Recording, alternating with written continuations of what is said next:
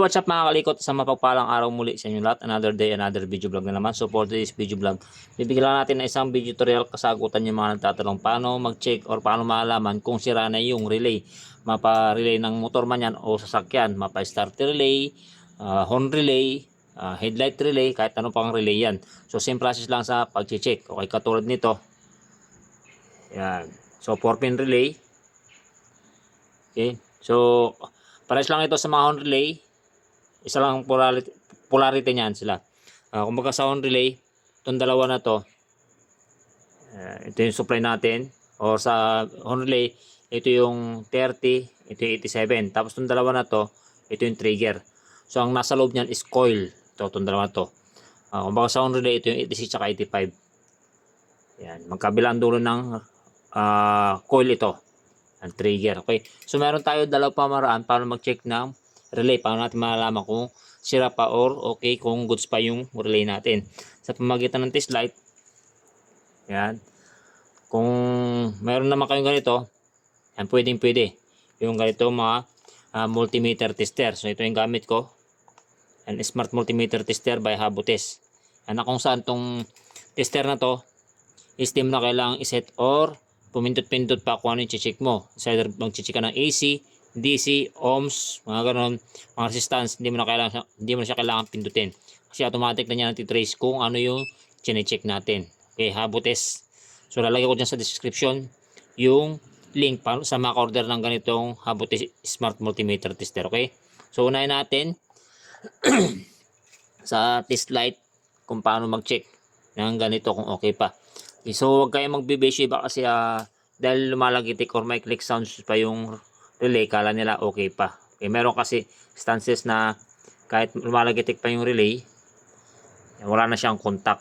Ito kasi yung nagko-contact, lumalabig camera.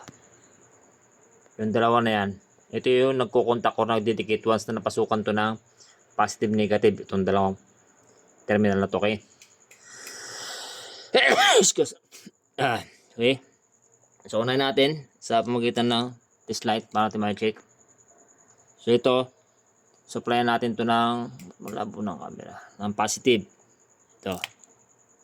Lagyan natin positive. Okay. Tapos yung clip ng ating test light, lagyan natin to sa negative ng ating battery. Tapos yung trigger or yung coil, susupplyan natin ng positive negative. Positive negative. So kailangan din natin ng battery para ma-check natin, okay? Yan. So pag nasupplyan natin ng positive negative to, magkakaroon ng click sounds or lalagitik yung relay. Ayan o. So titest natin, check natin is ito. Yan, ito. So dapat iilaw yung ating test light. Yan, umilaw yung ating test light. Ibig sabihin, okay yung relay, goods pa yung relay. So pag di umilaw yung ating test light, nangangahulugan lang na sira na yung ating relay. So yan, dahil umilaw, ibig sabihin goods. Okay? So test light yung ginamit natin. Next naman natin is pamagitan ng multimeter tester. So continuity naman yung check natin dito. So ganun pa rin yung trigger natin. Ito. Supply natin ng positive negative.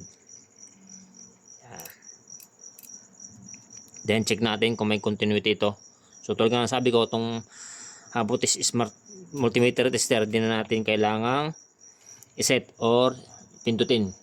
Tulad yan, may continuity, tumunog yung ating relay, ay yung ating tester.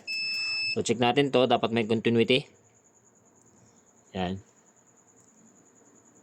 So yan, dapat tutunog yung ating tester, may continuity siya. Pag di tumunog yung ating tester, yan, wala siyang continuity, ibig sabihin sira na yung ating relay. Okay? So ganoon lang mga kalikot, paano mag-check, paano malalaman kung okay pa ba or sira na yung mga relay ng ating motor or sasakyan sa pamamagitan ng test light or mga digital multimeter tester. Okay? So sana makakatulong itong video na to para sa inyo.